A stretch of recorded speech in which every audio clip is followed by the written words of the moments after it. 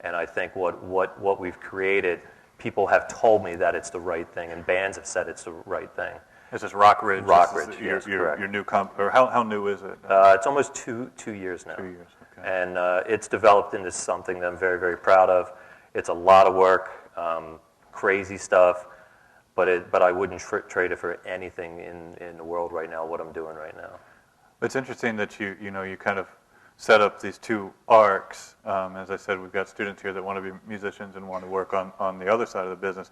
And the arc that you portrayed for Dave Matthews is parallel in some ways to your career arc, in that Dave was playing bars and everything, and you started at retail, and the trajectory is one of knowing the business all the way from every angle. And I think that it's this era of specialization, it's so important, especially in the record industry, to know how all the pieces work together. And it seems like, from what little I know about Rock Ridge, it's kind of a full service marketing. Is that maybe the best way to say it? We like to view it as a services company for bands, because it's not just label.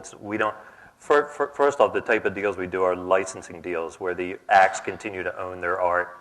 We want the bands to continue to own their art. When you sign with a Columbia or Warner Brothers, they then own your art, and they will own your art for many, many years. When you say art, you're inclusive of the music. We license it so that we have a partnership with the act, so that it's not a one-sided thing. We can only work as hard as the band works, and the band can only work as hard as we work. We don't make cash unless the art sells, and if the art sells, we make cash and the band makes cash. But the band continues to own the art, and if we part ways, the art goes with the band and doesn't stay with us.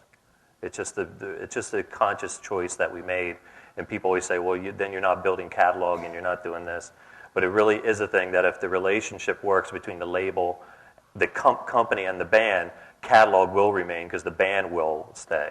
And if the band stays because the relationship is good, then it's going to work. If it doesn't work, and you have a piece of catalog where the band's no longer involved and has moved on, then it's just not going to work, because there's bands that I'm working with now that had records out on bigger companies, and their records are being cut out by the big guys, so that you can't even go in and buy the record now, and the band can't get the record back because they don't own the rights, or they can't afford the rights back, and now their record, you can't even buy it, so their art is not even available to be bought, and it just ruins things. It really ruins things for the band. I think it ruins things for the business. It's crazy, and we made a conscious choice to do it this way, even though people said it wouldn't work, you couldn't do it, and we are doing it, and it does work. So you kind of got fed up with the major label paradigm. You started your vision, which is somewhat of a reaction to the major label paradigm. Mm-hmm. What shifts? What beyond the term type of setup where there's... So who owns the master in this relationship? Is it artist? The artist owns the master. They license it to you. Mm-hmm. What else is different about the way you're doing it than, say, the way Dave Matthews' label ATO is doing it? ATO is probably a wrong example. Okay, what's different than Epic? Because they are doing it somewhat where there's patience involved. The big guys are looking at a window when your record is ready to come out. You have a 6 to 8 week window to make a record work. If it doesn't work in that 6 to 8 weeks, for the most part, the majority of acts, you're done. You're done.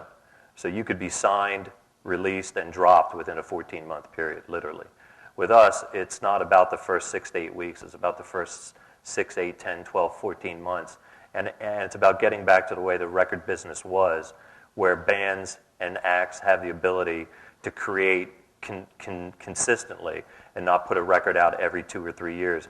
We want bands who are going to release records every year, or do digital releases where you release some B-sides in the middle of the year, or some live stuff, or some extended mixes, or some kind of thing, just to create the catalog and to create what's going on, not just for the band and their outlet for their art, but for the fans to continue to get new stuff from a band that they really like.